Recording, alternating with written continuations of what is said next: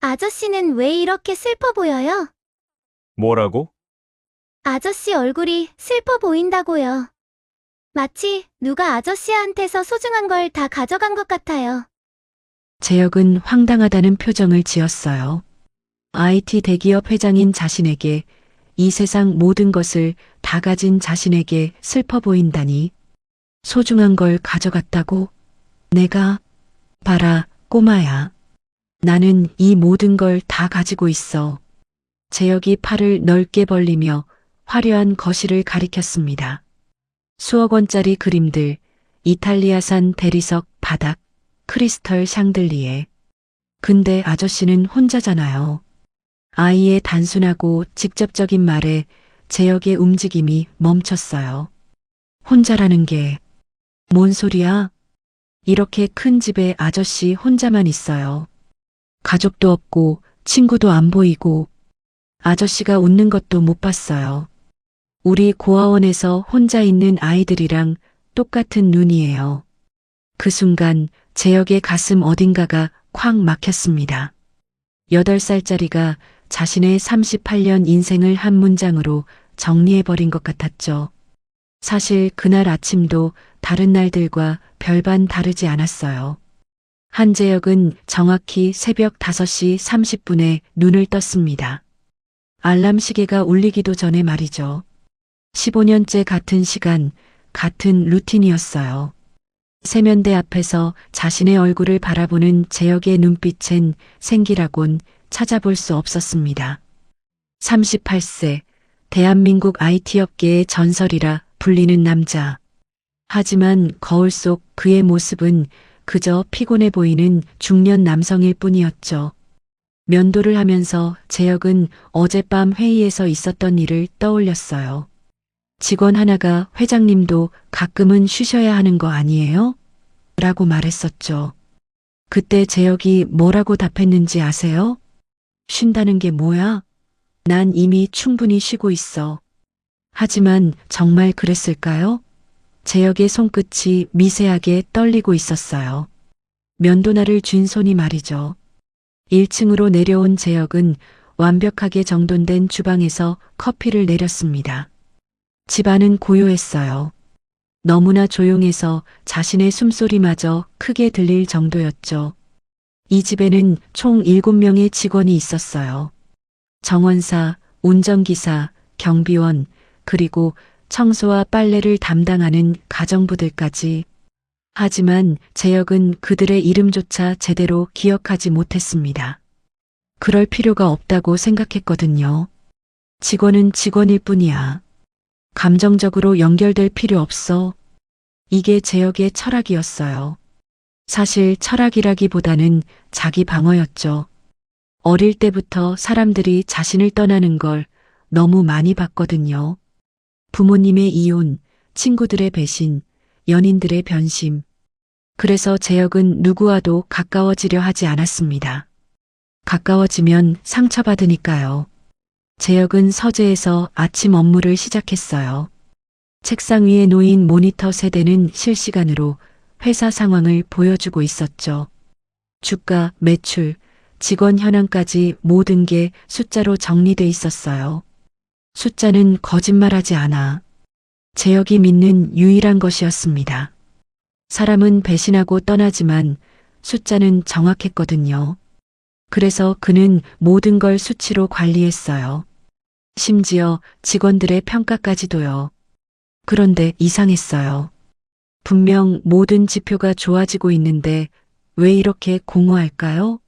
재혁은 가슴 한편이 텅 비어 있는 기분을 느꼈습니다. 전화벨이 울렸어요. 회사에서 걸려온 전화였죠. 회장님, 오늘 인사팀에서 새로 들어온 가정부가 출근합니다. 아, 그래. 알겠어. 재혁은 무심하게 대답했어요. 새 직원이 들어오든 나가든 상관없었거든요. 어차피 몇 달 안에 그만둘 테니까요. 지금까지 그래왔듯이 말이에요. 현관문이 열리는 소리가 들렸어요. 재혁은 서재에서 슬쩍 내려다봤습니다. 키 165 정도의 여성이 들어오고 있었어요. 깔끔한 검은색 원피스에 머리를 단정하게 묶은 모습이었죠. 이수진이었어요. 수진은 다른 직원들과 뭔가 달랐습니다. 첫 번째로 주변을 두리번거리지 않았어요. 대부분의 신입 직원들은 이 집의 화려함에 압도당해서 한동안 멍하니 서 있곤 했거든요. 하지만 수진은 마치 이런 곳에 익숙한 것처럼 담담했죠. 두 번째로 고개를 숙이지 않았어요. 다른 직원들은 제역을 보면 고개를 푹 숙이고 인사했지만 수진은 정면을 바라보며 당당하게 서 있었어요. 제역은 이상한 기분이 들었습니다. 뭔가 자신의 영역에 예상치 못한 변수가 들어온 것 같았거든요. 제역은 1층으로 내려왔어요. 새 직원을 확인해 보려는 핑계로 말이에요. 수진은 거실 한쪽에서 먼지를 닦고 있었습니다. 당신이 새로 온 가정부? 제역의 목소리는 차가웠어요. 일부러 그렇게 한 거였죠. 처음부터 선을 그어 놓으려고 말이에요. 네, 이수진입니다. 수진은 작업을 멈추고 제역을 바라봤어요. 하지만 위축되거나 떨리는 기색이 없었습니다. 오히려 맑고 담담한 눈빛이었죠. 제역은 당황했어요. 보통 사람들은 자신을 보면 긴장하거나 주눅 들었거든요. 제역의 차갑고 날카로운 분위기 때문에 말이에요. 하지만 수진은 달랐습니다. 규칙은 들었을 거야.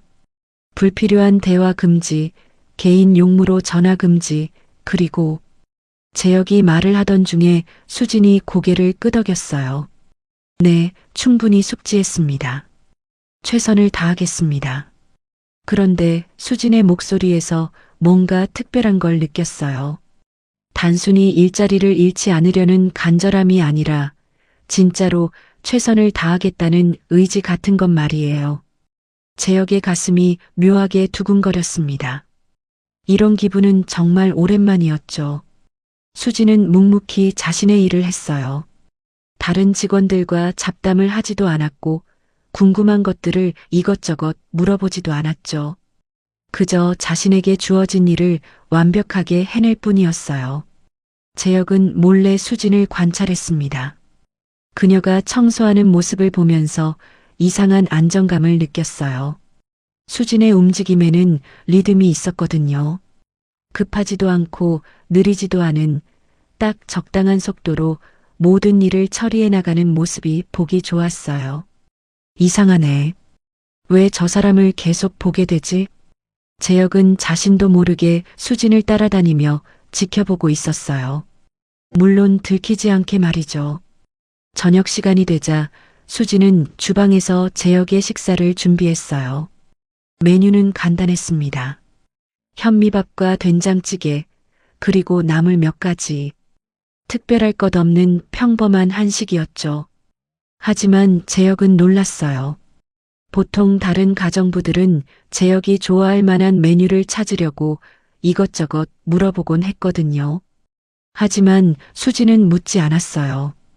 그냥 자신이 생각하기에 몸에 좋은 음식을 만들어 놨죠. 대체 저 사람은 뭐지? 제역은 수진을 이해할 수 없었어요.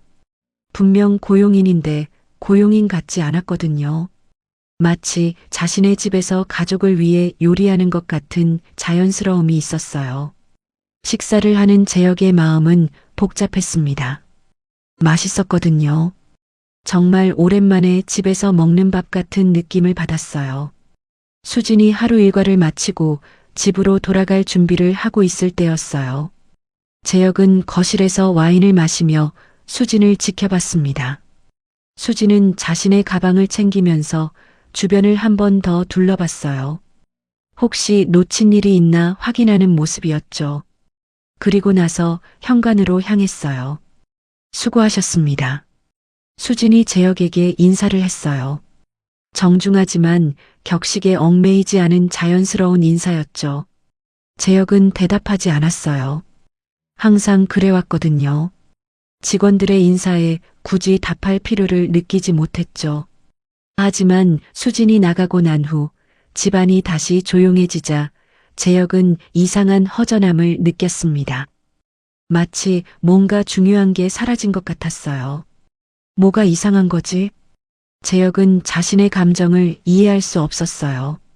분명 평소와 같은 하루였는데 왜 이렇게 다르게 느껴지는 걸까요? 그날 밤 재혁은 평소보다 늦게 잠들었습니다. 계속 수진의 모습이 떠올랐거든요.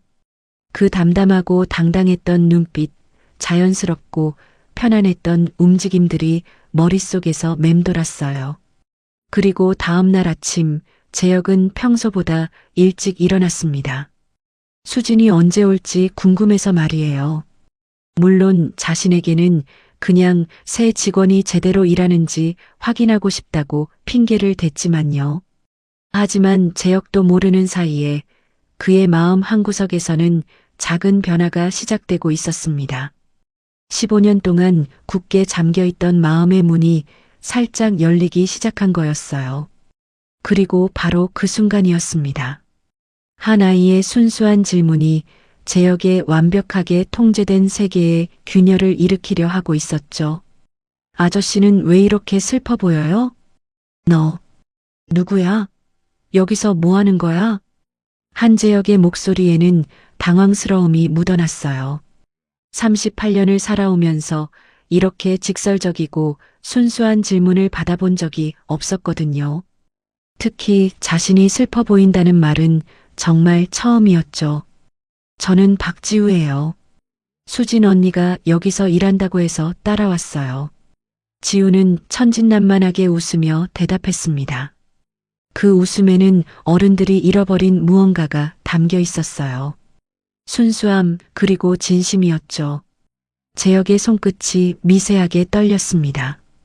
이 아이는 대체 어디서 나타난 걸까요? 그리고 왜 자신을 이렇게 뚫어지게 바라보는 걸까요? 사실 지우가 이 집에 오게 된 건 갑작스러운 일이었어요.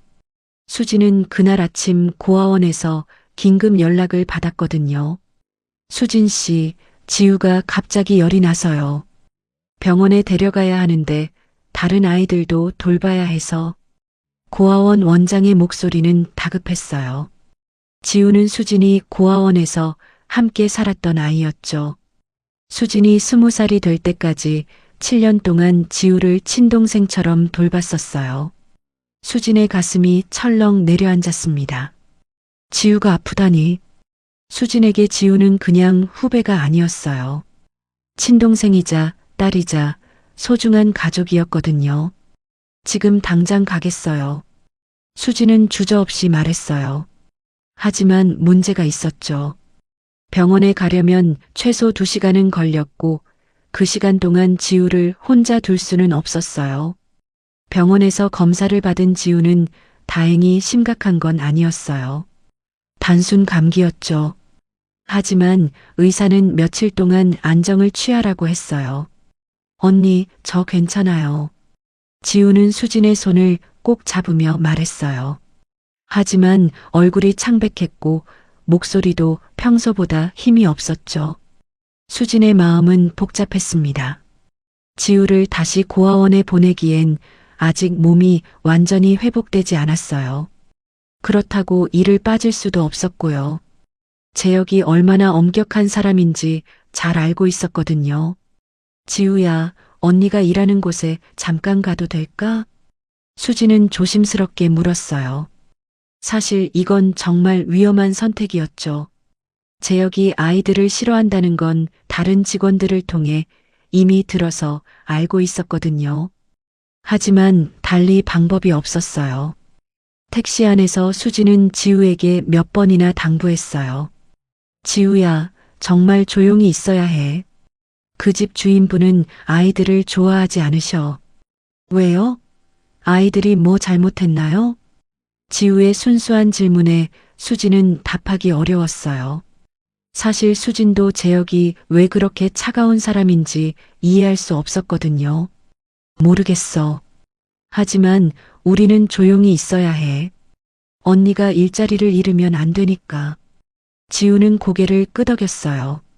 비록 8살이지만 지우는 세상살이가 만만하지 않다는 걸 알고 있었거든요. 고아원에서 살면서 일찍 철이 든 거였죠. 수지는 지우의 손을 꼭 잡고 저택 후문으로 들어갔어요. 다행히 다른 직원들은 보이지 않았죠. 와, 진짜 큰 집이네요. 지우는 눈을 크게 뜨며 주변을 둘러봤어요. 고아원에서만 살아본 지우에게는 정말 신세계였거든요. 조용히 해야 한다고 했지? 수진이 조심스럽게 당부했지만 지우의 눈은 이미 호기심으로 반짝이고 있었어요.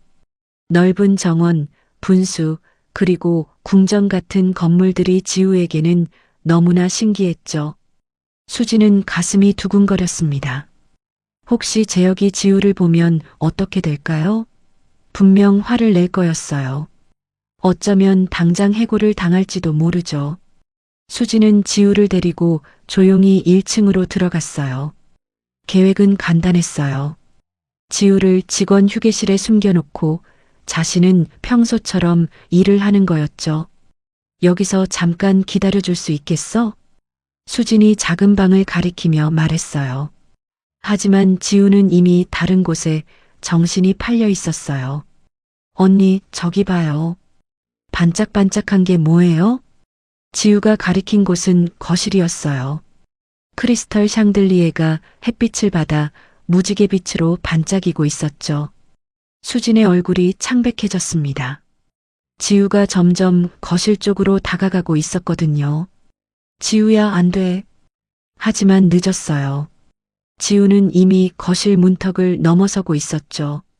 거실에 들어선 지우의 눈은 더욱 커졌어요.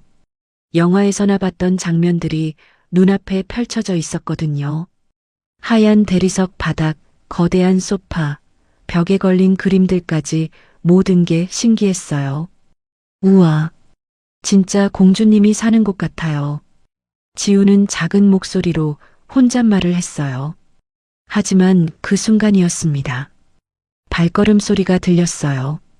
수진의 심장이 쿵 떨어지는 기분이었어요. 계단에서 내려오는 발걸음 소리는 재혁의 것이 분명했거든요. 일정한 간격, 무겁고 단단한 소리. 재혁만의 특징이었죠. 지우야, 이리 와. 수진이 급하게 지우를 부르려 했지만 이미 늦었어요. 재혁이 계단을 내려왔어요. 평소처럼 차가운 표정이었죠. 하지만 거실을 본 순간 그의 발걸음이 멈췄습니다. 거기에 작은 아이가 서 있었거든요. 재혁의 눈빛이 차갑게 변했어요. 15년 동안 지켜온 자신만의 규칙이 깨진 순간이었죠. 이 집에는 아이가 들어올 수 없다는 절대적인 룰 말이에요. 뭐야, 저건? 재혁의 목소리는 얼음장처럼 차가웠어요. 마치 지우를 사람이 아닌 물건 취급하는 것 같았죠. 수진이 급하게 달려왔어요. 얼굴은 창백했고 손은 미세하게 떨리고 있었어요. 죄송합니다. 제가 바로. 하지만 지우는 수진의 말을 막고 재혁을 똑바로 바라봤어요. 무서워하기는커녕 오히려 호기심 어린 눈빛이었죠. 그리고 바로 그 순간이었어요. 지우가 재혁을 보며 말했죠. 아저씨는 왜 이렇게 슬퍼 보여요? 재혁의 세상이 멈춰버린 것 같았어요. 8살짜리 아이가 자신의 모든 것을 한 문장으로 정리해버린 거였죠. 수진도 깜짝 놀랐습니다. 지우가 이렇게 직설적으로 말하는 아이였나요? 평소에는 조용하고 수줍음이 많았는데 말이에요. 지우야. 수진이 급하게 지우를 제지하려 했지만 지우는 계속했어요. 아저씨 얼굴이 슬퍼 보여요. 마치 누가 아저씨한테서 소중한 걸 다 가져간 것 같아요. 재혁의 손에 들고 있던 커피컵이 미세하게 흔들렸어요. 이 순간만큼은 IT 대기업의 회장이 아니었어요. 그냥 상처받은 한 사람이었죠. 재혁의 머릿속에 오래된 기억들이 스쳐 지나갔어요. 9살 때 부모님이 이혼하던 날, 엄마가 짐을 싸며 했던 말이 떠올랐죠. 재혁아, 엄마는 이제 새로운 사람과 살아야 해. 너는 아빠랑 잘 지내야 한다. 그리고 아빠는 새로운 여자와 재혼했어요. 재혁에게는 관심도 없었죠. 15살에 기숙사로 보내졌고 그때부터 재혁은 정말로 혼자가 되었어요. 소중한 걸 가져갔다고? 재혁의 가슴 어딘가가 아려왔어요. 정말로 그럴지도 모르겠어요. 어쩌면 이 아이 말이 맞는 것 같았거든요. 소중한 걸 가져갔다고? 내가? 봐라, 꼬마야. 나는 이 모든 걸 다 가지고 있어. 재혁이 팔을 넓게 벌리며 거실을 가리켰어요. 하지만 목소리에는 확신이 부족했죠. 마치 자기 자신을 설득하려는 것 같았어요. 지우는 고개를 갸우뚱했어요. 근데 아저씨는 혼자잖아요. 그 순간 재혁의 움직임이 완전히 멈췄어요. 8살짜리가 자신의 38년 인생을 정확히 짚어낸 거였죠. 수지는 숨을 죽이고 지켜보고 있었어요. 재혁이 어떤 반응을 보일지 알 수 없었거든요. 화를 낼 수도 있고 당장 나가라고 할 수도 있었죠. 하지만 이상했어요. 재혁의 표정에서 분노보다는 당황스러움이 보였거든요. 이렇게 큰 집에 아저씨 혼자만 있어요. 가족도 없고 친구도 안 보이고. 지우는 주변을 둘러보며 말했어요. 정말로 궁금해하는 목소리였죠. 아저씨가 웃는 것도 못 봤어요. 우리 고아원에서 혼자 있는 아이들이랑 똑같은 눈이에요. 재혁의 가슴에 뭔가 뜨거운 것이 올라왔어요. 이 아이는 고아원에서 살았구나. 그럼 지우도 자신처럼 외로움을 아는 아이였네요. 수지는 더욱 긴장했어요. 지우가 너무 많은 말을 하고 있었거든요. 재혁이 언제 폭발할지 모르는 상황이었죠. 지우야. 죄송합니다. 제가 당장. 수진이 사과하려는 순간 재혁이 손을 들어 말을 막았어요. 혼자라는 게 뭔 소리야? 재혁의 목소리는 여전히 차가웠지만 뭔가 달랐어요. 화가 나서 하는 말이 아니라 정말로 이해할 수 없다는 듯한 목소리였거든요. 지우는 재혁을 더욱 자세히 바라봤어요. 마치 어른들이 이해할 수 없는 뭔가를 보는 것처럼 말이에요. 아저씨 눈이 슬퍼요. 우리 고아원에 새로 온 아이들하고 똑같아요. 처음에는 다들 난 괜찮다고 하는데 눈은 슬퍼하고 있어요. 재혁의 손끝이 떨렸습니다. 이 아이는 대체 누구일까요? 어떻게 자신의 마음을 이렇게 정확하게 꿰뚫어 보는 걸까요? 수진도 놀랐어요. 평소 조용했던 지우가 이렇게 말이 많은 아이였나요? 아니면 재혁에게서 뭔가 특별한 걸 느낀 걸까요? 재혁은 소파에 주저앉았어요. 다리에 힘이 풀린 거였죠. 38년 동안 아무도 자신에게 이런 말을 해본 사람이 없었어요. 지우는 재혁이 앉자 조금 더 가까이 다가갔어요. 무서워하기는커녕 오히려 걱정스러운 표정이었죠. 아저씨, 괜찮아요? 지우의 작은 손이 재혁의 무릎에 살짝 올려졌어요. 그 순간 재혁의 온몸에 전율이 흘렀습니다. 언제가 마지막으로 누군가의 따뜻한 손길을 느껴봤는지 기억이 나지 않았거든요. 수지는 이 상황을 어떻게 해야 할지 몰랐어요. 재혁이 화를 내는 것도 아니고 그렇다고 괜찮아 하는 것도 아니었거든요. 그냥 멍하니 지우를 바라보고 있을 뿐이었죠.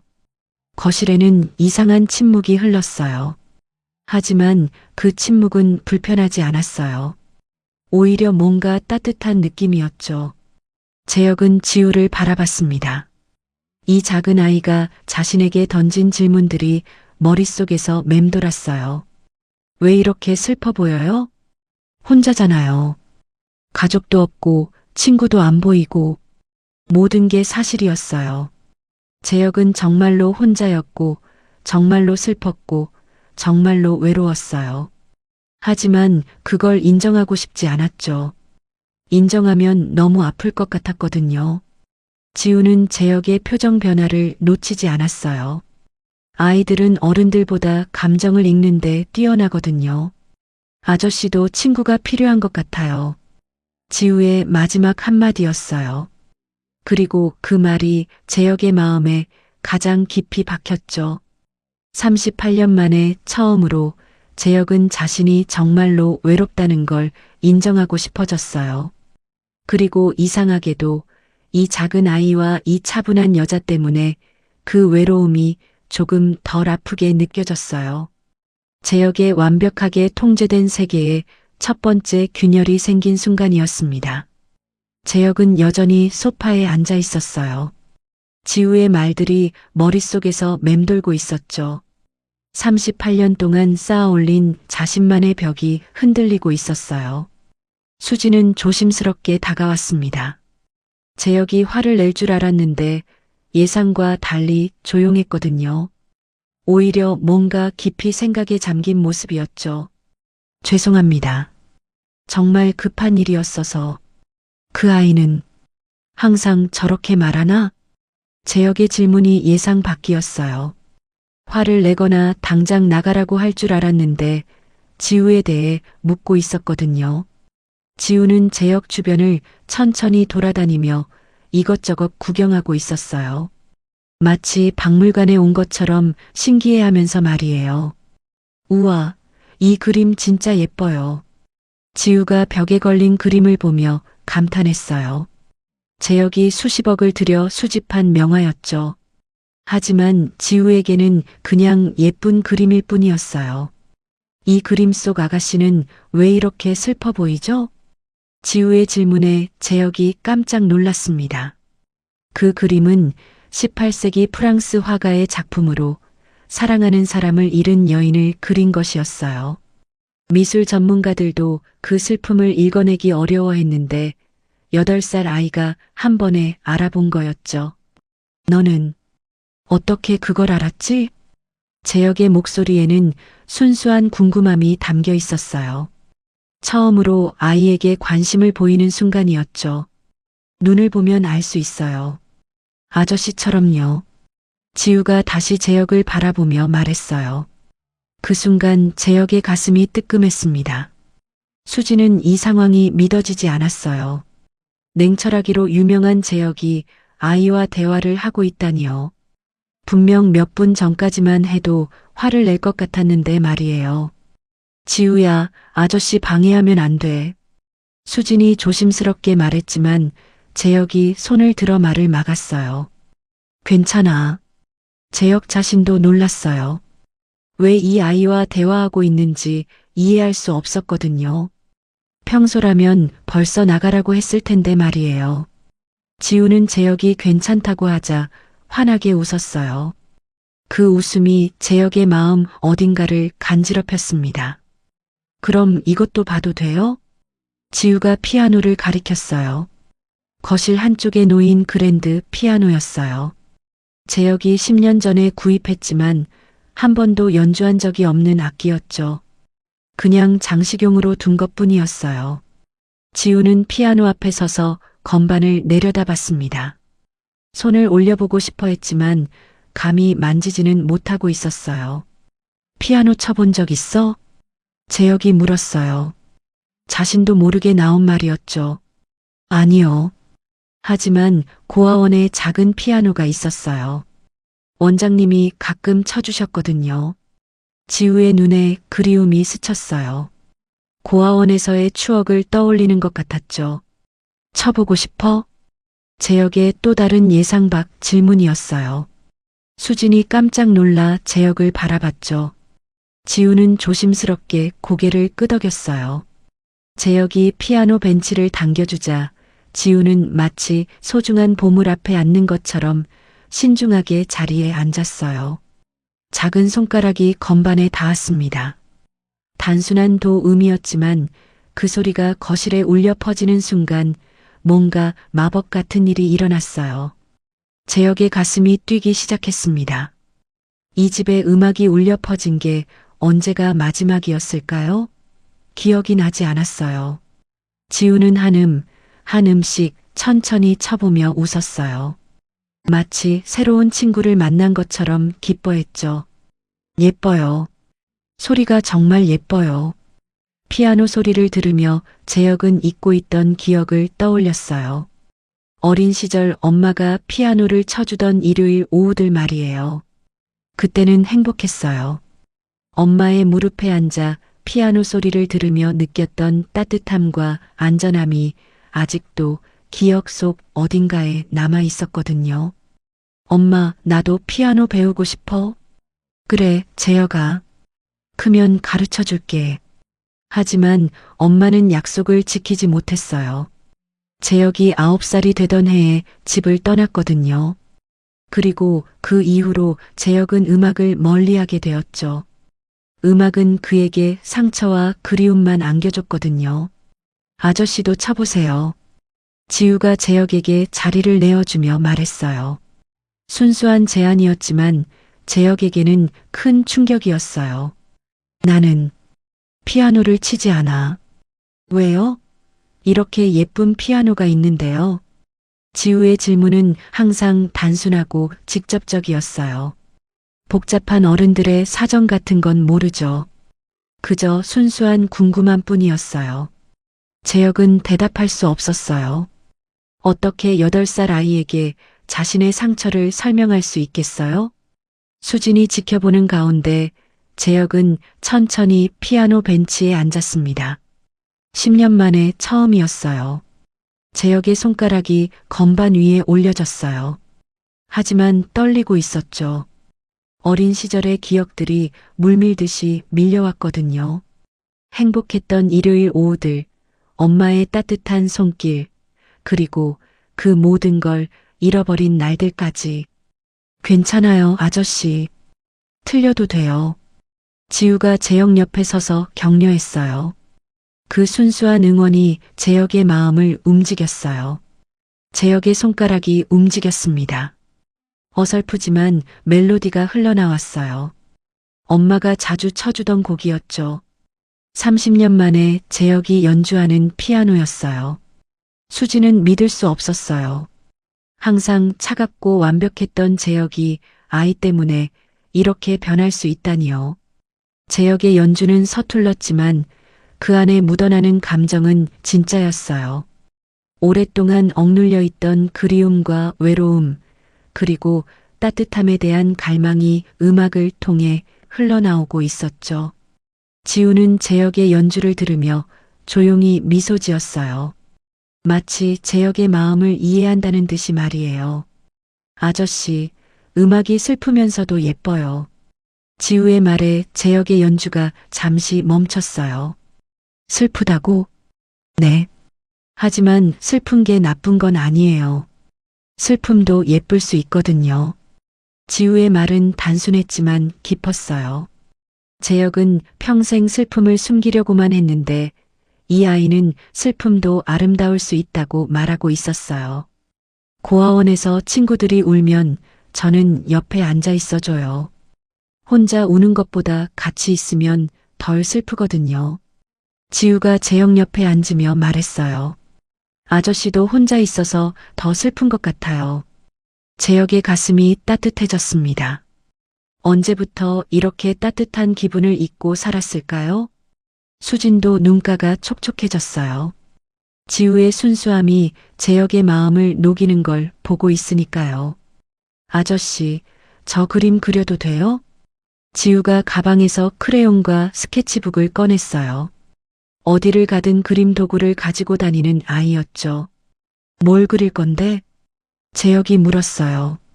이제는 지우의 말과 행동 하나하나가 궁금해졌어요. 아저씨가 웃는 그림이요. 지우의 대답에 재혁이 당황했어요.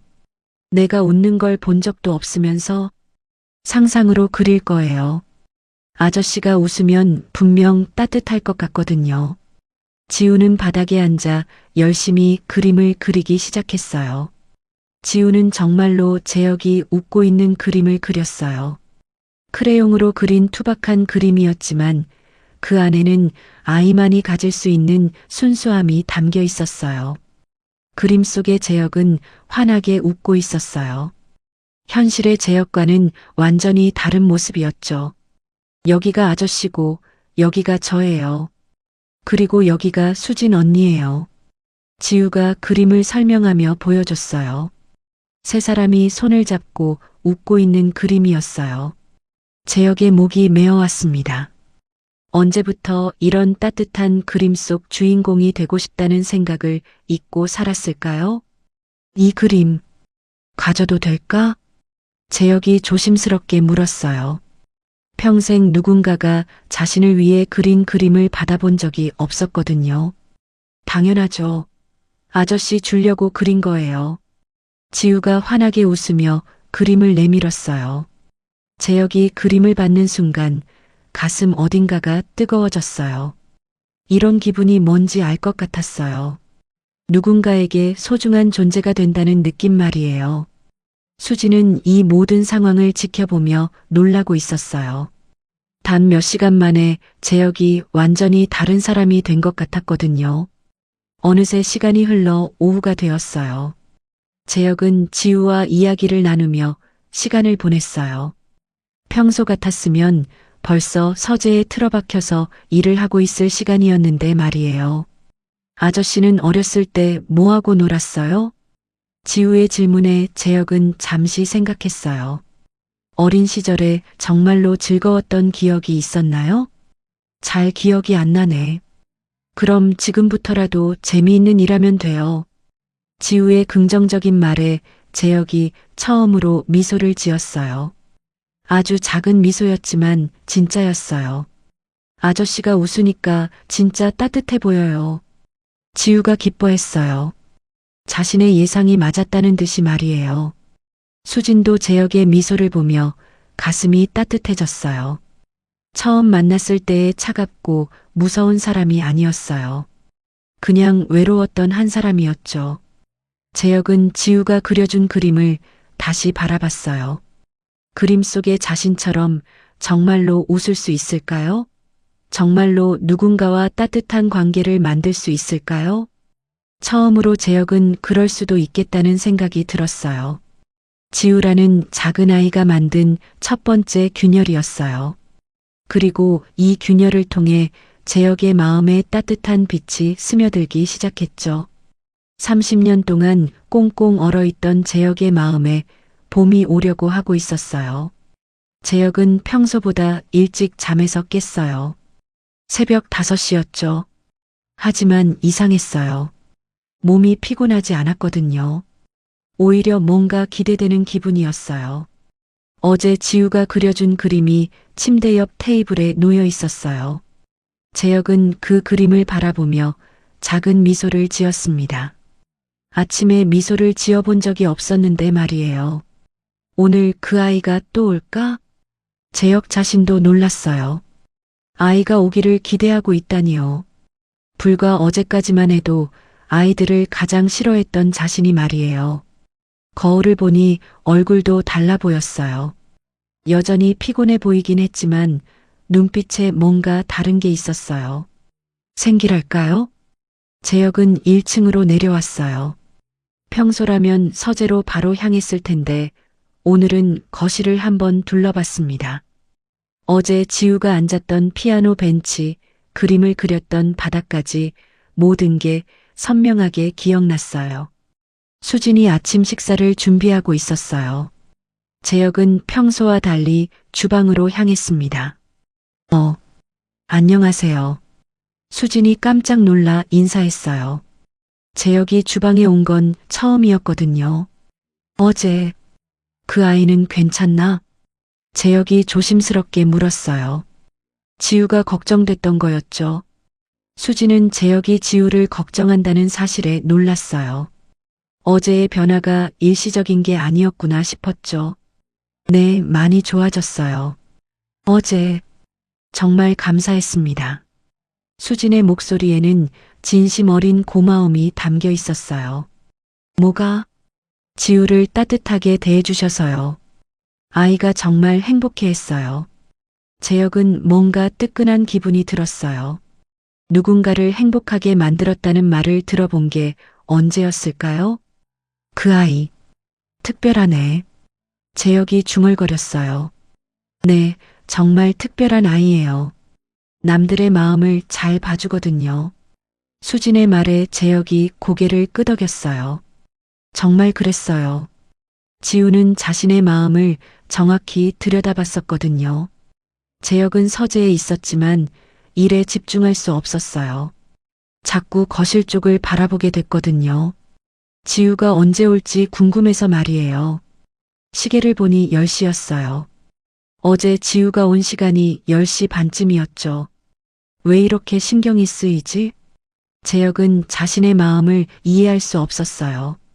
분명 어제까지만 해도 조용한 게 좋았는데 오늘은 왠지 집이 너무 조용하게 느껴졌어요. 현관문이 열리는 소리가 들렸어요. 재혁의 심장이 두근거렸습니다. 수진 언니, 저 왔어요. 지우의 밝은 목소리가 들렸어요. 재혁은 모르게 미소를 지었습니다. 이 아이의 목소리만 들어도 기분이 좋아지는 게 신기했어요. 재혁은 서재에서 나와 2층 난간에 서서 아래를 내려다봤어요. 지우가 수진에게 뭔가 열심히 이야기하고 있었죠. 언니, 어제 피아노 아저씨 꿈을 꿨어요. 피아노 아저씨? 응, 한재혁 아저씨요. 꿈에서 아저씨가 정말 예쁜 음악을 쳐줬어요. 재혁의 가슴이 따뜻해졌어요. 자신을 피아노 아저씨라고 부르다니요. 지우야. 재혁이 계단을 내려오며 지우를 불렀어요. 어제보다 훨씬 자연스러운 목소리였죠. 아저씨. 지우가 환하게 웃으며 재혁에게 달려왔어요. 마치 오랜 친구를 만난 것처럼 기뻐했죠. 몸은 괜찮아? 재혁이 지우의 이마에 손을 올려 열을 확인했어요. 자연스러운 행동이었지만 재혁 자신도 놀랐어요. 언제부터 이렇게 자연스럽게 아이를 돌보게 된 걸까요? 네, 완전히 좋아졌어요. 오늘도 피아노 쳐도 돼요? 지우의 기대 어린 눈빛에 재혁은 고개를 끄덕였어요. 재혁은 지우와 이야기하면서도 수진을 의식하고 있었어요. 어제는 지우에게만 집중했는데 오늘은 수진의 모습도 눈에 들어왔거든요. 수진이 지우를 바라보는 눈빛에는 진짜 사랑이 담겨 있었어요. 친동생을 보는 것 같기도 하고 딸을 보는 것 같기도 했죠. 저 사람은 대체 누구일까? 재혁의 호기심이 생겼어요. 수진에 대해 더 알고 싶어졌거든요. 어떤 사람이길래 저렇게 아이를 사랑할 수 있을까요? 수진 씨. 재혁이 수진을 불렀어요. 네. 수진이 조심스럽게 대답했어요. 지우랑은 어떤 관계인가요? 재혁의 질문에 수진이 잠시 망설였어요. 어떻게 설명해야 할까요? 저희는 고아원에서 함께 살았어요. 제가 지우보다 12살 많아서 언니 역할을 했죠. 고아원? 재혁이 다시 물었어요. 수진도 지우처럼 부모가 없었던 거였나요? 네. 저는 갓난아기 때 고아원에 맡겨졌어요. 그리고 지우는 5살 때 왔고요. 수진의 목소리에는 슬픔보다는 담담함이 있었어요. 이미 받아들인 자신의 삶이었거든요. 재혁의 가슴이 뭉클해졌어요. 수진도 자신처럼 어린 시절부터 혼자였구나. 하지만 수진은 지우라는 가족을 만들었네요. 힘들었겠어요. 재혁이 진심으로 말했어요. 아니에요. 지우가 있어서 행복했어요. 지우 때문에 제가 더 단단해질 수 있었거든요. 수진의 말에 재혁이 놀랐어요. 힘든 상황을 행복으로 바꿔서 말하다니요. 이런 긍정적인 사람을 본 적이 없었어요. 지우는 두 사람의 대화를 듣고 있다가 재혁에게 다가왔어요. 아저씨도 외로웠죠? 지우의 질문에 재혁이 고개를 끄덕였어요. 처음으로 자신의 외로움을 인정하는 순간이었죠. 그럼 이제 우리가 아저씨 친구가 될게요. 지우가 환하게 웃으며 말했어요. 친구? 네. 저랑 수진 언니가 아저씨 친구요. 그럼 아저씨도 외롭지 않을 거예요. 재혁의 목이 메어왔어요. 38년을 살면서 진짜 친구가 있었나요?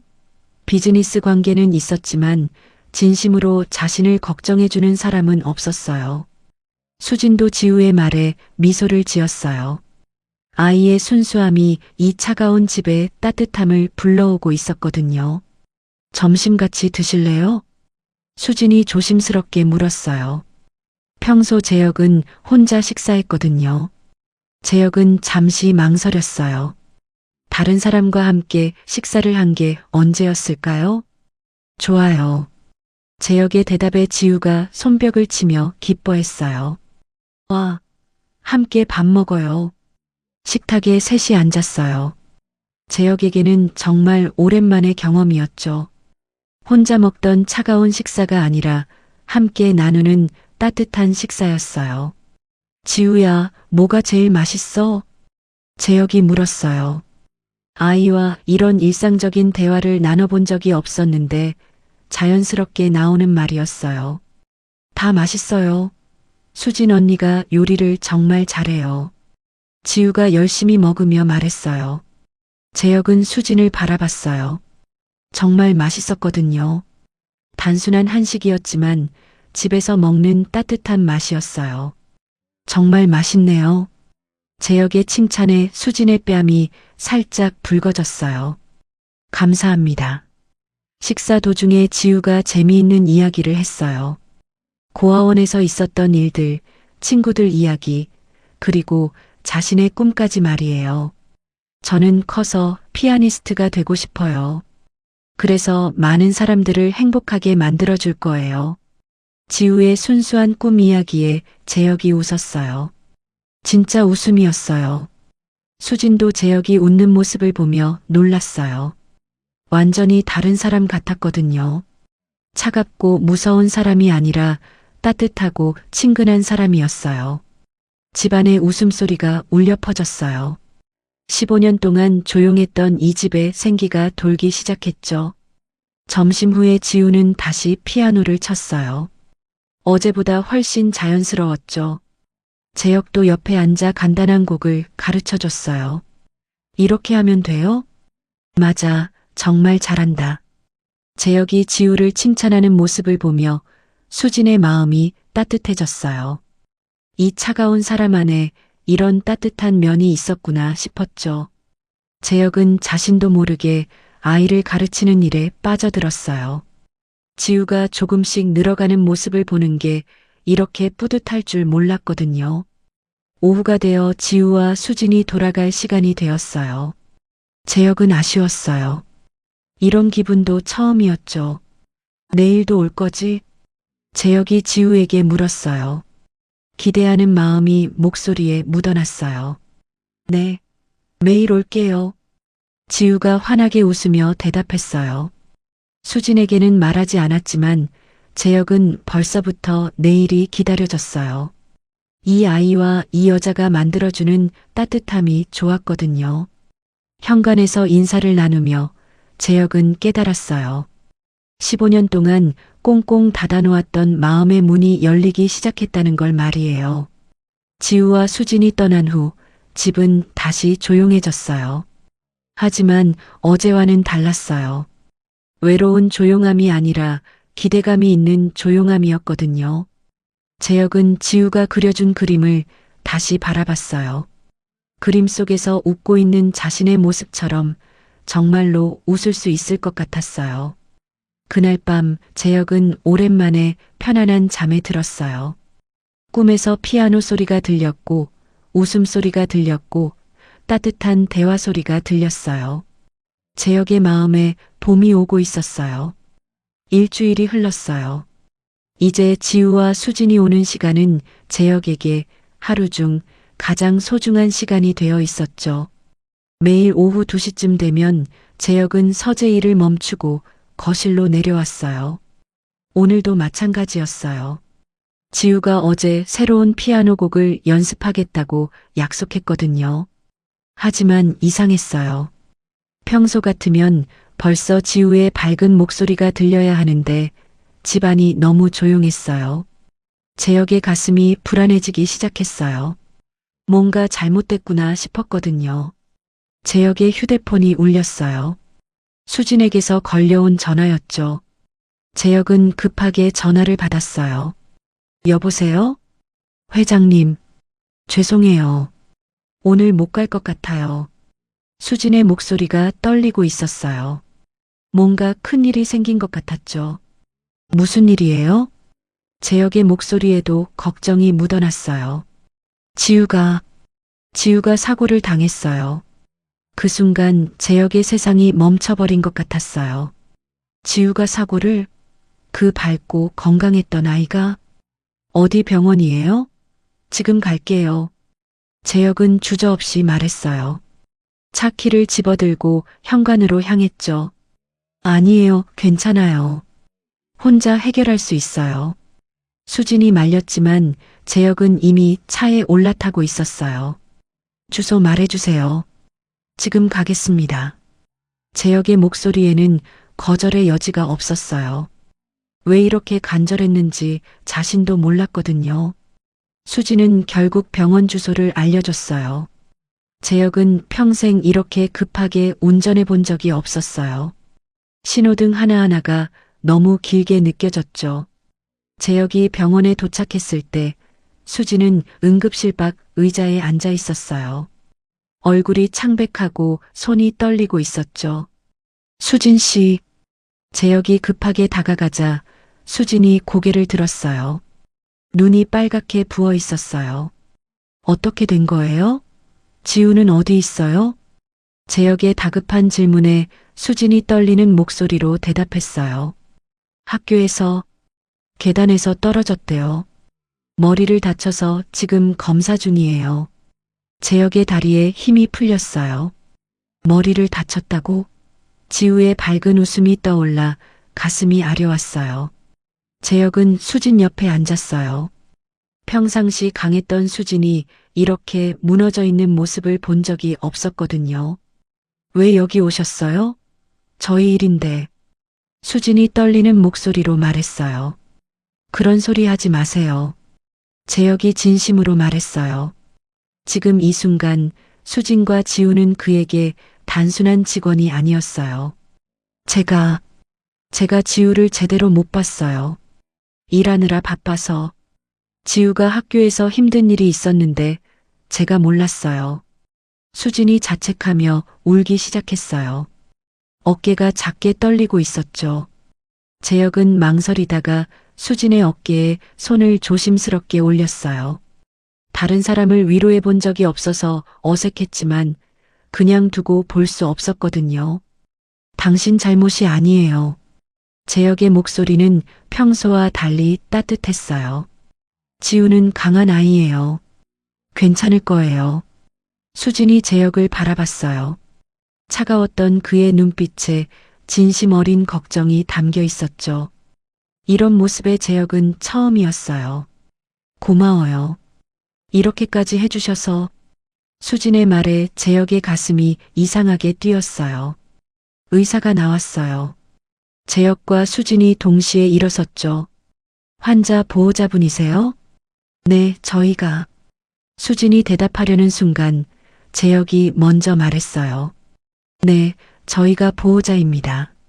수진이 놀라 재혁을 바라봤지만 재혁은 당연하다는 듯이 의사를 바라보고 있었어요. 다행히 심각하지 않습니다. 가벼운 뇌진탕이고 이마에 상처가 있어서 몇 반을 꿰맸어요. 2, 3일 안정을 취하면 괜찮을 겁니다. 재혁과 수진이 동시에 안도의 한숨을 쉬었어요. 지우가 있는 병실로 들어갔어요. 지우는 침대에 누워 있었지만 의외로 멀쩡해 보였어요. 이마에 흰 거지만 붙어 있을 뿐이었죠. 수진 언니, 그리고 재혁 아저씨. 지우가 재혁을 보자 환하게 웃었어요. 아픈 것도 있고 기뻐하는 모습이었죠. 재혁의 눈가가 촉촉해졌어요. 이 아이를 잃을 뻔했다는 생각에 가슴이 아려왔거든요. 많이 아파? 재혁이 지우의 손을 잡으며 물었어요. 목소리가 떨리고 있었어요. 아니요, 전혀 안 아파요. 근데 아저씨 목소리가 왜 이상해요? 지우의 순수한 질문에 재혁이 작게 웃었어요. 무서웠어. 너한테 무슨 일 생길까봐. 재혁의 솔직한 고백에 지우가 깜짝 놀랐어요. 아저씨가 저를 걱정해줬어요? 응. 너 없으면 집이 너무 심심해. 재혁의 말에 지우가 싱긋 웃었어요. 그럼 저 빨리 나와서 아저씨한테 갈게요. 수진은 이 대화를 들으며 놀라고 있었어요. 재혁이 지우를 이렇게 아끼고 있었구나 싶었죠. 병원에서 나오는 길, 재혁은 수진에게 말했어요. 지우 회복할 때까지 우리 집에서 지내세요. 예. 수진이 깜짝 놀라 재혁을 바라봤어요. 혼자서 지우 돌보기 힘들 거 아니에요. 우리 집이 더 조용하고 넓으니까 회복하기 좋을 거예요. 재혁의 제안은 진심이었어요. 지우가 아픈 동안 제대로 돌봐주고 싶었거든요. 하지만 폐가 되잖아요. 폐가 아니에요. 재혁이 잠시 망설이다가 말했어요. 지우는 저에게 소중한 사람이에요. 차 안에서 지우는 뒷좌석에서 잠들어 있었어요.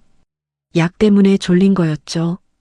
재혁은 백미러로 지우를 계속 확인했어요. 정말 감사해요. 수진이 조용히 말했어요. 뭐가요? 이렇게까지 신경 써주셔서요. 재혁은 잠시 침묵했어요. 왜 이렇게 하고 있는지 자신도 잘 모르겠었거든요. 저도 지우가 없으면 어떨지 생각해 보니까 무서웠어요. 수진이 재혁을 바라봤어요. 이런 솔직한 모습도 처음이었죠. 집에 도착해서 재혁은 지우를 조심스럽게 안아서 침실로 데려갔어요.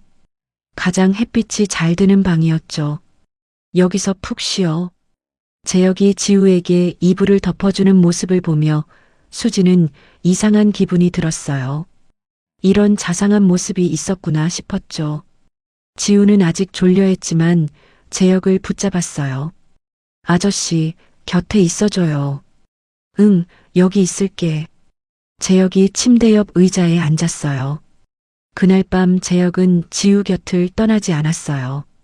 밤새 지우의 상태를 확인했고 아이가 깰 때마다 물을 떠다 줬어요. 수진도 함께 지우를 돌봤어요. 재혁과 수진이 번갈아 가며 아이를 돌보는 모습에서 묘한 안정감이 느껴졌어요. 새벽 3시쯤 잠시 휴식을 취하러 거실로 나온 두 사람이 소파에 나란히 앉았어요. 지우 때문에 밤새 고생하시네요. 수진이 미안한 마음으로 말했어요. 고생이 아니에요. 재혁이 진심으로 대답했어요.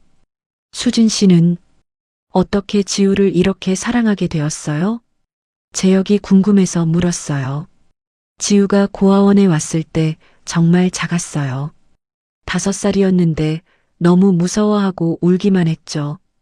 그런 지우를 보니까 예전 제 모습 같았어요. 수진의 목소리에 따뜻함이 묻어났어요. 그래서 지우 곁에 있어주고 싶었어요. 혼자라는 게 얼마나 무서운지 아니까요. 재혁은 수진의 말을 들으며 가슴이 뭉클해졌어요. 이 사람은 자신의 상처를 남을 사랑하는 힘으로 바꾼 거였네요. 당신은 정말 강한 사람이네요.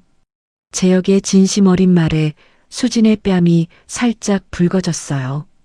다음 날 아침 지우의 상태가 많이 좋아졌어요. 재혁과 수진은 안도의 웃음을 지었죠. 지우가 세수를 하러 간 사이 재혁과 수진이 거실에 앉아 있었어요. 어제 정말 고마웠어요. 수진이 말했어요. 저도 고마웠어요. 네. 당신과 지우 덕분에 제가 누군가를 이렇게 걱정할 수 있다는 걸 알았어요. 재혁의 솔직한 말에 수진의 심장이 조금 빨라졌어요. 전에는 이런 마음이 뭔지 몰랐거든요. 누군가가 아프면 함께 아프고 누군가가 웃으면 함께 웃고 싶어지는 마음 말이에요. 재혁이 수진을 바라보며 말했어요. 그 시선에 뭔가 다른 것이 담겨 있었어요. 수진도 재혁을 바라봤어요. 언제부터 이 차가웠던 사람이 이렇게 따뜻해 보이기 시작한 걸까요? 두 사람 사이에 새로운 감정이 싹트기 시작하고 있었어요. 아직은 모호하고 조심스러웠지만 분명히 뭔가가 시작되고 있었죠. 지우의 사고라는 운명적 사건을 통해 재혁과 수진은 서로를 다른 시각으로 바라보기 시작했어요. 지우의 사고 이후 일주일이 지났어요. 지우는 완전히 회복했지만 재혁과 수진 사이에는 뭔가 달라진 분위기가 흘렀어요. 재혁은 서재에서 일을 하고 있었지만 집중이 안 됐어요. 자꾸 수진의 모습이 떠올랐거든요. 병원에서 무너져 울던 모습, 밤새 지우를 돌보던 헌신적인 모습들이 계속 머릿속을 맴돌았어요. 왜 자꾸 생각나지? 재혁은 자신의 마음을 이해할 수 없었어요. 분명 지우 때문에 시작된 변화였는데 어느새 수진에게도 특별한 감정을 느끼고 있었거든요. 거실에서 들려오는 지우의 웃음소리와 수진의 목소리가 재혁의 마음을 더욱 흔들었어요. 수진은 지우와 함께 퍼즐을 맞추고 있었어요. 지우가 머리 다친 후 너무 격렬한 활동은 피하라고 의사가 말했거든요. 언니, 이 조각 어디에 맞을까요? 지우가 퍼즐 조각을 들고 물었어요. 하늘 부분 같은데? 여기 맞춰볼까? 수진이 지우를 도와주는 모습은 자연스럽고 따뜻했어요. 하지만 수진의 마음은 복잡했어요. 재혁에 대한 감정이 자꾸 떠올랐거든요. 회장님이 그때 왜 그렇게 걱정해 주셨을까? 병원에서 재혁이 자신을 위로해 주던 따뜻한 손길이 아직도 기억났어요. 재혁이 물을 마시러 부엌으로 향하다가 거실을 지나게 됐어요. 수진과 지우가 퍼즐을 맞추는 모습이 눈에 들어왔죠. 아저씨. 지우가 재혁을 보자 환하게 웃으며 손을 흔들었어요.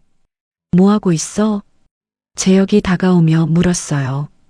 예전보다 훨씬 자연스러운 목소리였죠. 퍼즐이요. 수진 언니랑 같이 하고 있어요. 아저씨도 같이 할래요? 지우의 제안에 재혁이 잠시 망설였어요. 수진과 함께 있는 시간이 왠지 부담스러웠거든요. 하지만 거절할 수가 없었어요. 잠깐만 도와줄게. 재혁이 바닥에 앉자 세 사람이 둘러앉게 됐어요.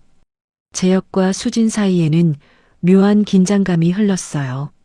이 조각은 여기 맞는 것 같은데요. 수진이 조심스럽게 말하며 퍼즐 조각을 가리켰어요. 맞네요. 잘 찾으셨어요. 재혁이 대답하며 수진을 바라봤어요. 그 순간 두 사람의 눈이 마주쳤죠. 수진이 얼굴을 붉히며 고개를 돌렸어요. 지우는 두 사람의 이상한 분위기를 느꼈어요. 아이들은 이런 걸 잘 알아차리거든요. 아저씨랑 언니가 왜 이상해요? 얼굴이 빨개졌어요. 지우의 직설적인 말에 재혁과 수진이 더욱 당황했어요. 그냥 더워서 그래. 수진이 핑계를 대며 일어났어요. 차 준비하겠습니다. 수진이 급하게 부엌으로 향했어요. 혼자만의 시간이 필요했거든요. 재혁은 수진이 사라진 자리를 바라보며 이상한 아쉬움을 느꼈어요. 왜 이렇게 그녀가 없으니까 허전할까요? 아저씨, 수진 언니 좋아해요? 지우의 또 다른 폭탄 발언이었어요. 뭐라고? 재혁이 깜짝 놀라 지우를 바라봤어요. 아저씨가 수진 언니 볼 때 눈이 반짝거려요. 고아원에서 커플들이 그런 눈으로 서로 봤어요. 지우의 순수한 관찰에 재혁의 가슴이 두근거렸어요. 정말 그랬나요? 자신이 수진을 그런 눈으로 보고 있었나요? 지우야, 어른 일은 복잡해. 복잡하지 않아요. 좋아하면 좋아한다고 하면 돼요. 지우의 단순한 논리에 재혁이 웃었어요. 아이들은 참 직설적이었어요. 하지만 지우 말이 맞을지도 모르겠어요. 재혁은 수진을 좋아하고 있었거든요. 부엌에서 차를 우리던 수진의 손이 떨리고 있었어요. 재혁과 눈이 마주쳤을 때의 그 느낌을 지울 수가 없었거든요. 이상해. 왜 이런 기분이지? 수진은 자신의 감정을 부정하려 했어요. 재혁은 자신과는 다른 세상의 사람이었거든요. 대기업 회장과 가정부라는 현실적인 차이가 있었죠. 하지만 마음은 그렇지 않았어요. 재혁이 지우를 돌보는 모습, 자신을 걱정해주던 따뜻한 눈빛이 자꾸 떠올랐거든요. 그냥 친절한 거야. 착각하지 말자. 수진은 스스로를 달랬지만 쉽지 않았어요. 그날 저녁 세 사람이 함께 식사를 했어요. 이제는 자연스러운 일상이 되어 있었죠. 지우야, 학교는 언제부터 갈 수 있대? 재혁이 물었어요. 내일부터요. 선생님이 괜찮다고 하셨어요. 다행이네. 그럼 내일부터 다시 여기 올 수 있겠네. 재혁의 말에 수진이 조심스럽게 말했어요. 회장님, 저희가 너무 자주 와서 방해되는 건 아닌지. 방해요? 재혁이 수진을 바라봤어요. 전혀 방해가 안 됩니다. 오히려 좋아요. 재혁의 솔직한 말에 수진의 심장이 빨라졌어요. 이 집이 예전보다 훨씬 따뜻해졌어요. 당신들 덕분에요. 재혁이 수진을 바라보며 말했어요. 그 시선에는 특별한 무언가가 담겨 있었어요. 저도 여기 오는 게 좋아요. 수진이 작은 목소리로 대답했어요. 왜요? 회장님이 생각보다 따뜻한 분이세요. 수진의 고백에 재혁의 가슴이 뛰었어요. 지우는 두 사람의 대화를 들으며 활짝 웃었어요. 뭔가 좋은 일이 일어나고 있다는 걸 알 수 있었거든요. 지우가 잠든 후 재혁과 수진이 거실에 앉아 있었어요. 커피를 마시며 조용한 대화를 나누고 있었죠. 수진 씨, 네, 저한테 물어보고 싶은 게 있어요. 재혁이 진지하게 말했어요. 무엇인가요? 제가 어떤 사람으로 보이세요? 예상 밖의 질문에 수진이 당황했어요. 처음에는 무서운 분이라고 생각했어요. 차갑고 접근하기 어려운. 수진이 솔직하게 말했어요. 지금은요? 지금은 외로운 분 같아요. 하지만 마음은 따뜻한. 수진의 대답에 재혁이 깊은 한숨을 쉬었어요. 맞아요. 저는 정말 외로웠어요. 15년 동안 혼자 살면서 사람들과 거리를 두고 살았거든요. 재혁의 솔직한 고백에 수진의 마음이 아려왔어요. 왜 그렇게 사셨어요? 상처받기 싫어서요. 가까워지면 언젠가는 떠날 테니까. 재혁의 말에 수진이 이해했어요. 자신도 고아원에서 그런 감정을 느꼈거든요. 하지만 지금은 다른 것 같은데요. 수진이 조심스럽게 말했어요. 네. 당신과 지우 때문에 많이 달라졌어요. 재혁이 수진을 바라보며 말했어요. 수진 씨는 저를 어떻게 생각해요? 재혁의 질문에 수진의 얼굴이 빨개졌어요. 저는 회장님이 좋은 분이라고 생각해요. 좋다는 게 어떤 의미인가요? 재혁이 더 구체적으로 물었어요. 수진은 대답하기 어려웠어요. 자신의 감정을 인정하기가 무서웠거든요. 그냥 함께 있으면 편하네요. 저도요. 재혁이 솔직하게 대답했어요. 당신과 있으면 처음으로 집 같다는 생각이 들어요. 재혁이 용기를 내어 말했어요. 수진 씨, 저는 당신을 좋아합니다. 그 말이 나오자마자 거실에 침묵이 흘렀어요. 수진의 심장이 크게 뛰었어요. 기다리고 있던 말이었지만 막상 들으니 믿어지지 않았어요. 회장님, 진심이에요. 처음에는 지우 때문이라고 생각했는데 그게 아니었어요. 당신 자체를 좋아하게 되었어요. 재혁의 진심 어린 고백에 수진의 눈가가 촉촉해졌어요. 저도 회장님을 좋아해요. 수진도 용기를 내어 고백했어요. 하지만 두 사람 모두 현실을 무시할 수 없었어요. 그런데 저희가 이래도 될까요? 수진이 걱정스럽게 물었어요. 무엇 때문에요? 저는 그냥 가정부고 회장님은 너무 다른 세상 분이잖아요. 수진의 걱정에 재혁이 고개를 저었어요. 그런 건 중요하지 않아요. 제게는 당신이 어떤 사람인지가 중요해요. 하지만 사람들이 뭐라고 할까요? 상관없어요. 제 인생이니까요. 재혁의 단호한 말에 수진이 놀랐어요. 시간을 좀 주세요. 수진이 조심스럽게 말했어요. 지우도 있고 갑작스럽게 변하는 게 좋을지 모르겠어요. 재혁은 수진의 마음을 이해했어요. 물론이에요. 천천히 하면 돼요. 재혁이 수진의 손을 살짝 잡았어요. 하지만 제 마음은 확실해요. 당신과 지우, 그리고 우리 셋이 함께하는 삶을 원해요. 수진의 마음도 확실해졌어요. 이 따뜻하고 진실한 사람과 함께하고 싶었거든요. 저도 그런 삶을 꿈꿔봅니다. 수진의 대답에 재혁이 환하게 웃었어요. 두 사람은 서로의 마음을 확인했어요. 아직 조심스럽고 어색했지만 분명한 사랑이 시작되고 있었어요. 거실에는 따뜻한 침묵이 흘렀어요. 두 사람 모두 행복했어요. 마침내 진짜 사랑을 찾은 것 같았거든요. 위층에서 지우가 잠결에 미소를 지었어요. 마치 두 사람의 행복을 느끼는 것처럼 말이에요. 드디어 이 차가웠던 집에 진짜 사랑이 찾아왔어요. 재혁과 수진이 서로의 마음을 확인한 후 2주일이 지났어요. 두 사람은 조심스럽게 관계를 발전시켜가고 있었죠. 하지만 세상은 그리 호락호락하지 않았어요. 재혁의 회사에서 임원회의가 열리고 있었어요.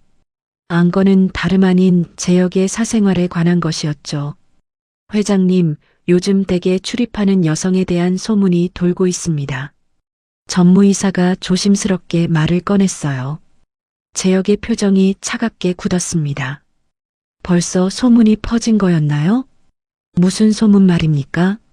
가정부와 특별한 관계라는, 그리고 그 여자에게 아이가 있다는. 언론에서도 관심을 보이기 시작했습니다. 자칫하면 회사 이미지에 타격이. 상무이사가 걱정스러운 목소리로 덧붙였어요.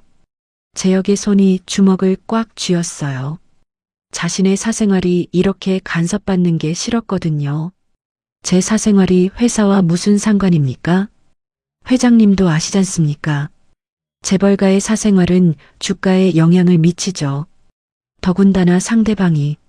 전무의 말에 재혁이 화를 냈어요. 더 이상 말하지 마십시오. 이런 식으로 간섭받을 일이 아닙니다. 하지만 임원들의 압박은 계속됐어요. 혹시 결혼까지 생각하고 계신다면 신중하게 고려해 보시길. 집에 돌아온 재혁의 얼굴은 어두웠어요. 회사에서 있었던 일이 계속 머릿속을 맴돌았거든요. 거실에서는 지우가 피아노를 치고 있었고 수진이 옆에서 듣고 있었어요. 평소라면 이 광경이 재혁을 행복하게 만들었을 텐데 오늘은 달랐어요. 아저씨. 지우가 재혁을 보자 환하게 웃으며 인사했어요. 안녕, 지우야. 재혁이 대답했지만 목소리에 평소의 따뜻함이 없었어요. 수진이 재혁의 표정을 보고 걱정스러워했어요. 회장님, 무슨 일 있으셨나요? 아니에요. 그냥 피곤해서요. 재혁이 수진의 질문을 대충 넘겼어요. 회사에서 있었던 일을 말하고 싶지 않았거든요. 지우야, 오늘은 일찍 들어가는 게 좋겠어. 재혁의 말에 지우가 아쉬워했어요. 왜요? 아직 일찍인데요. 아저씨가 피곤하시니까 오늘은 일찍 가자. 수진이 지우를 달래며 말했어요. 재혁의 표정이 평소와 달랐다는 걸 알 수 있었거든요. 재혁은 서재로 올라가 버렸어요. 수진과 지우는 당황스러워했죠. 그날 밤 수진은 잠을 이룰 수 없었어요. 재혁의 변한 모습이 계속 신경 쓰였거든요. 무슨 일이 있었을까? 내가 뭔가 잘못했나? 수진은 온갖 생각을 다 했어요. 혹시 자신과의 관계 때문에 재혁이 어려움을 겪고 있는 건 아닐까요? 역시 우리는 다른 세상 사람이야. 수진의 마음에 불안이 스며들기 시작했어요. 다음 날도 재혁은 차가웠어요. 평소처럼 지우와 대화하지도 않았고 수진과는 눈도 마주치지 않으려 했어요. 언니, 아저씨가 왜 이상해졌어요? 지우가 아저씨는 왜 이렇게 슬퍼 보여요? 뭐라고? 아저씨 얼굴이 슬퍼 보인다고요. 마치 누가 아저씨한테서 소중한 걸 다 가져간 것 같아요. 재혁은 황당하다는 표정을 지었어요. IT 대기업 회장인 자신에게 이 세상 모든 것을 다 가진 자신에게 슬퍼 보인다니. 소중한 걸 가져갔다고? 내가? 봐라, 꼬마야.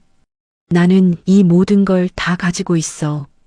재혁이 팔을 넓게 벌리며 화려한 거실을 가리켰습니다. 수억 원짜리 그림들, 이탈리아산 대리석 바닥, 크리스털 샹들리에. 근데 아저씨는 혼자잖아요. 아이의 단순하고 직접적인 말에 재혁의 움직임이 멈췄어요. 혼자라는 게 뭔 소리야? 이렇게 큰 집에 아저씨 혼자만 있어요. 가족도 없고 친구도 안 보이고 아저씨가 웃는 것도 못 봤어요. 우리 고아원에서 혼자 있는 아이들이랑 똑같은 눈이에요. 그 순간 재혁의 가슴 어딘가가 콱 막혔습니다. 8살짜리가 자신의 38년 인생을 한 문장으로 정리해버린 것 같았죠. 사실 그날 아침도 다른 날들과 별반 다르지 않았어요. 한재혁은 정확히 새벽 5시 30분에 눈을 떴습니다. 알람 시계가 울리기도 전에 말이죠. 15년째 같은 시간, 같은 루틴이었어요. 세면대 앞에서 자신의 얼굴을 바라보는 재혁의 눈빛엔 생기라곤 찾아볼 수 없었습니다. 38세, 대한민국 IT 업계의 전설이라 불리는 남자. 하지만 거울 속 그의 모습은 그저 피곤해 보이는 중년 남성일 뿐이었죠. 면도를 하면서 재혁은 어젯밤 회의에서 있었던 일을 떠올렸어요. 직원 하나가 회장님도 가끔은 쉬셔야 하는 거 아니에요? 라고 말했었죠. 그때 재혁이 뭐라고 답했는지 아세요? 쉰다는 게 뭐야? 난 이미 충분히 쉬고 있어. 하지만 정말 그랬을까요? 재혁의 손끝이 미세하게 떨리고 있었어요. 면도날을 쥔 손이 말이죠. 1층으로 내려온 재혁은 완벽하게 정돈된 주방에서 커피를 내렸습니다. 집안은 고요했어요. 너무나 조용해서 자신의 숨소리마저 크게 들릴 정도였죠. 이 집에는 총 7명의 직원이 있었어요. 정원사, 운전기사, 경비원, 그리고 청소와 빨래를 담당하는 가정부들까지. 하지만 재혁은 그들의 이름조차 제대로 기억하지 못했습니다. 그럴 필요가 없다고 생각했거든요. 직원은 직원일 뿐이야. 감정적으로 연결될 필요 없어. 이게 재혁의 철학이었어요. 사실 철학이라기보다는 자기 방어였죠. 어릴 때부터 사람들이 자신을 떠나는 걸 너무 많이 봤거든요. 부모님의 이혼, 친구들의 배신, 연인들의 변심. 그래서 재혁은 누구와도 가까워지려 하지 않았습니다. 가까워지면 상처받으니까요. 재혁은 서재에서 아침 업무를 시작했어요. 책상 위에 놓인 모니터 세대는 실시간으로 회사 상황을 보여주고 있었죠. 주가, 매출, 직원 현황까지 모든 게 숫자로 정리돼 있었어요. 숫자는 거짓말하지 않아. 재혁이 믿는 유일한 것이었습니다. 사람은 배신하고 떠나지만 숫자는 정확했거든요. 그래서 그는 모든 걸 수치로 관리했어요. 심지어 직원들의 평가까지도요. 그런데 이상했어요. 분명 모든 지표가 좋아지고 있는데 왜 이렇게 공허할까요? 재혁은 가슴 한편이 텅 비어 있는 기분을 느꼈습니다. 전화벨이 울렸어요. 회사에서 걸려온 전화였죠. 회장님, 오늘 인사팀에서 새로 들어온 가정부가 출근합니다. 아, 그래. 알겠어. 재혁은 무심하게 대답했어요. 새 직원이 들어오든 나가든 상관없었거든요. 어차피 몇 달 안에 그만둘 테니까요. 지금까지 그래왔듯이 말이에요. 현관문이 열리는 소리가 들렸어요. 재혁은 서재에서 슬쩍 내려다봤습니다. 키 165 정도의 여성이 들어오고 있었어요. 깔끔한 검은색 원피스에 머리를 단정하게 묶은 모습이었죠. 이수진이었어요. 수진은 다른 직원들과 뭔가 달랐습니다. 첫 번째로 주변을 두리번거리지 않았어요. 대부분의 신입 직원들은 이 집의 화려함에 압도당해서 한동안 멍하니 서 있곤 했거든요. 하지만 수지는 마치 이런 곳에 익숙한 것처럼 담담했죠. 두 번째로 고개를 숙이지 않았어요. 다른 직원들은 제역을 보면 고개를 푹 숙이고 인사했지만 수지는 정면을 바라보며 당당하게 서 있었어요. 제역은 이상한 기분이 들었습니다. 뭔가 자신의 영역에 예상치 못한 변수가 들어온 것 같았거든요. 제역은 1층으로 내려왔어요. 새 직원을 확인해 보려는 핑계로 말이에요. 수지는 거실 한쪽에서 먼지를 닦고 있었습니다. 당신이 새로 온 가정부? 제역의 목소리는 차가웠어요. 일부러 그렇게 한 거였죠. 처음부터 선을 그어 놓으려고 말이에요. 네, 이수진입니다. 수지는 작업을 멈추고 제역을 바라봤어요. 하지만 위축되거나 떨리는 기색이 없었습니다. 오히려 맑고 담담한 눈빛이었죠. 제역은 당황했어요. 보통 사람들은 자신을 보면 긴장하거나 주눅 들었거든요. 제역의 차갑고 날카로운 분위기 때문에 말이에요. 하지만 수지는 달랐습니다. 규칙은 들었을 거야. 불필요한 대화 금지, 개인 용무로 전화 금지, 그리고 제역이 말을 하던 중에 수진이 고개를 끄덕였어요. 네, 충분히 숙지했습니다. 최선을 다하겠습니다. 그런데 수진의 목소리에서 뭔가 특별한 걸 느꼈어요. 단순히 일자리를 잃지 않으려는 간절함이 아니라 진짜로 최선을 다하겠다는 의지 같은 것 말이에요. 제역의 가슴이 묘하게 두근거렸습니다. 이런 기분은 정말 오랜만이었죠. 수지는 묵묵히 자신의 일을 했어요. 다른 직원들과 잡담을 하지도 않았고 궁금한 것들을 이것저것 물어보지도 않았죠. 그저 자신에게 주어진 일을 완벽하게 해낼 뿐이었어요. 제역은 몰래 수진을 관찰했습니다.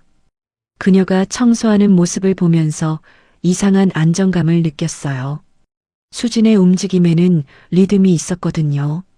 급하지도 않고 느리지도 않은 딱 적당한 속도로 모든 일을 처리해 나가는 모습이 보기 좋았어요. 이상하네. 왜 저 사람을 계속 보게 되지? 제역은 자신도 모르게 수진을 따라다니며 지켜보고 있었어요. 물론 들키지 않게 말이죠. 저녁 시간이 되자 수진은 주방에서 제역의 식사를 준비했어요. 메뉴는 간단했습니다. 현미밥과 된장찌개, 그리고 나물 몇 가지. 특별할 것 없는 평범한 한식이었죠. 하지만 제역은 놀랐어요. 보통 다른 가정부들은 제역이 좋아할 만한 메뉴를 찾으려고 이것저것 물어보곤 했거든요. 하지만 수지는 묻지 않았어요. 그냥 자신이 생각하기에 몸에 좋은 음식을 만들어 놨죠. 대체 저 사람은 뭐지? 제역은 수진을 이해할 수 없었어요. 분명 고용인인데 고용인 같지 않았거든요. 마치 자신의 집에서 가족을 위해 요리하는 것 같은 자연스러움이 있었어요. 식사를 하는 제역의 마음은 복잡했습니다. 맛있었거든요. 정말 오랜만에 집에서 먹는 밥 같은 느낌을 받았어요. 수진이 하루 일과를 마치고 집으로 돌아갈 준비를 하고 있을 때였어요. 제역은 거실에서 와인을 마시며 수진을 지켜봤습니다. 수진은 자신의 가방을 챙기면서 주변을 한 번 더 둘러봤어요. 혹시 놓친 일이 있나 확인하는 모습이었죠. 그리고 나서 현관으로 향했어요. 수고하셨습니다. 수진이 제역에게 인사를 했어요. 정중하지만 격식에 얽매이지 않은 자연스러운 인사였죠. 제역은 대답하지 않았어요. 항상 그래왔거든요. 직원들의 인사에 굳이 답할 필요를 느끼지 못했죠. 하지만 수진이 나가고 난 후 집안이 다시 조용해지자 제역은 이상한 허전함을 느꼈습니다. 마치 뭔가 중요한 게 사라진 것 같았어요. 뭐가 이상한 거지? 제역은 자신의 감정을 이해할 수 없었어요. 분명 평소와 같은 하루였는데 왜 이렇게 다르게 느껴지는 걸까요? 그날 밤 재혁은 평소보다 늦게 잠들었습니다. 계속 수진의 모습이 떠올랐거든요. 그 담담하고 당당했던 눈빛, 자연스럽고 편안했던 움직임들이 머릿속에서 맴돌았어요. 그리고 다음 날 아침 재혁은 평소보다 일찍 일어났습니다. 수진이 언제 올지 궁금해서 말이에요. 물론 자신에게는 그냥 새 직원이 제대로 일하는지 확인하고 싶다고 핑계를 댔지만요. 하지만 재혁도 모르는 사이에 그의 마음 한구석에서는 작은 변화가 시작되고 있었습니다. 15년 동안 굳게 잠겨있던 마음의 문이 살짝 열리기 시작한 거였어요. 그리고 바로 그 순간이었습니다. 한 아이의 순수한 질문이 재혁의 완벽하게 통제된 세계에 균열을 일으키려 하고 있었죠. 아저씨는 왜 이렇게 슬퍼 보여요? 너, 누구야? 여기서 뭐 하는 거야? 한재혁의 목소리에는 당황스러움이 묻어났어요. 38년을 살아오면서 이렇게 직설적이고 순수한 질문을 받아본 적이 없었거든요. 특히 자신이 슬퍼 보인다는 말은 정말 처음이었죠. 저는 박지우예요. 수진 언니가 여기서 일한다고 해서 따라왔어요. 지우는 천진난만하게 웃으며 대답했습니다. 그 웃음에는 어른들이 잃어버린 무언가가 담겨 있었어요. 순수함 그리고 진심이었죠. 재혁의 손끝이 미세하게 떨렸습니다. 이 아이는 대체 어디서 나타난 걸까요? 그리고 왜 자신을 이렇게 뚫어지게 바라보는 걸까요? 사실 지우가 이 집에 오게 된 건 갑작스러운 일이었어요. 수진은 그날 아침 고아원에서 긴급 연락을 받았거든요. 수진 씨, 지우가 갑자기 열이 나서요. 병원에 데려가야 하는데 다른 아이들도 돌봐야 해서. 고아원 원장의 목소리는 다급했어요. 지우는 수진이 고아원에서 함께 살았던 아이였죠. 수진이 20살이 될 때까지 7년 동안 지우를 친동생처럼 돌봤었어요. 수진의 가슴이 철렁 내려앉았습니다. 지우가 아프다니. 수진에게 지우는 그냥 후배가 아니었어요. 친동생이자 딸이자 소중한 가족이었거든요. 지금 당장 가겠어요. 수진은 주저없이 말했어요. 하지만 문제가 있었죠. 병원에 가려면 최소 2시간은 걸렸고 그 시간 동안 지우를 혼자 둘 수는 없었어요. 병원에서 검사를 받은 지우는 다행히 심각한 건 아니었어요. 단순 감기였죠. 하지만 의사는 며칠 동안 안정을 취하라고 했어요. 언니, 저 괜찮아요. 지우는 수진의 손을 꼭 잡으며 말했어요. 하지만 얼굴이 창백했고 목소리도 평소보다 힘이 없었죠. 수진의 마음은 복잡했습니다. 지우를 다시 고아원에 보내기엔 아직 몸이 완전히 회복되지 않았어요. 그렇다고 이를 빠질 수도 없었고요. 재혁이 얼마나 엄격한 사람인지 잘 알고 있었거든요. 지우야, 언니가 일하는 곳에 잠깐 가도 될까? 수진은 조심스럽게 물었어요. 사실 이건 정말 위험한 선택이었죠. 재혁이 아이들을 싫어한다는 건 다른 직원들을 통해 이미 들어서 알고 있었거든요. 하지만 달리 방법이 없었어요. 택시 안에서 수진은 지우에게 몇 번이나 당부했어요. 지우야, 정말 조용히 있어야 해. 그 집 주인분은 아이들을 좋아하지 않으셔. 왜요? 아이들이 뭐 잘못했나요? 지우의 순수한 질문에 수진은 답하기 어려웠어요. 사실 수진도 재혁이 왜 그렇게 차가운 사람인지 이해할 수 없었거든요. 모르겠어. 하지만 우리는 조용히 있어야 해.